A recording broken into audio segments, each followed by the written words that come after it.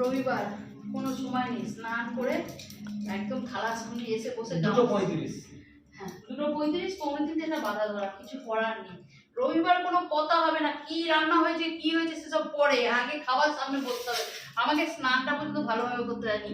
আর তারও কারণ আছে, আজ আমাদের টিফিন করা হয়নি। টিফিন বলছে ছেলেরা দুটো ছোট ছোট ব্রেড খেয়েছে, বরটা এখনো কিছু খায়নি। আর আমার খাবার আমার বান্ধবী খাই দিচ্ছে।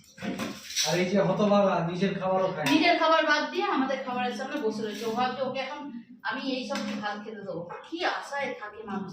তা যাই হোক চলো। মানুষ কে বলো আর কি। আর চলো কি কি রান্না হয়েছে তোমাদের দেখাই।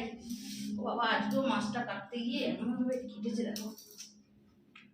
তুমি কি মাঝে মাঝে ভুলে যাও যে তোমার একটা আঙুল আছে? এই দেখো কত বড় হয়েছে। তাই তো বলছি, তুমি মাঝে মাঝে ভুলে যাও যে তোমার একটা আঙুল আছে। তুমি মাঝে মাঝে ভুলে যাও যে আমিও রক্ত মাংসের মানুষ। মাছটা বাইরে থেকেই কাটিয়ে নিয়েছি প্রত্যেকদিন, প্রত্যেক রবিবার এক গাদা মাছ আমি এই যে লোটে মাছ পর্যন্ত কাটিয়ে নিয়ে এসে, অথচ দুটো এরকম পিটকে পিটকে ইলিশ মাছ নিয়ে এসে সে দুটোকে গোটা নিয়ে এসে বাড়িতে। কি হলো এবার উত্তর দাও। ইচ্ছে করে এই জিনিসগুলো করবে। তাই যাই হোক কি কি রান্না হয়েছে আগে দেখে। এখানে তো হাঁড়ি ভর্তি ভাত আছে, যেটা আগে ঢেকে দিই, সাথে লেবু আছে। কেন লেবু স্টেপনি হিসাবে নিয়ে এসে ডাল দিয়ে খাবে। এখানে মুসুর ডাল করেছি, যেটা আমার বর খাবে না, ছেলেরা তো খাবেই খাবে।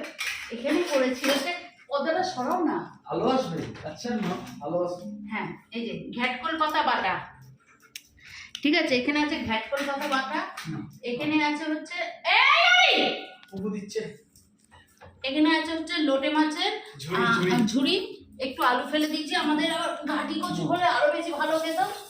আর এখানে আছে হচ্ছে চিকেন স্টু, এটা এসছে কিন্তু নিচে বান্ধবীর ঘর থেকে। হ্যাঁ এই চিকেন স্টুটা এসে বান্ধবীর ঘর থেকে। আজকে ওর স্টু এর গন্ধটা বেশ ভালো আসছে, স্টু এর গন্ধটা ভালো আসছে। গোলমরিচ দিয়ে বেশি করে বানিয়েছে, চপ একদম জমিয়ে বানিয়েছে, ঠিক আছে।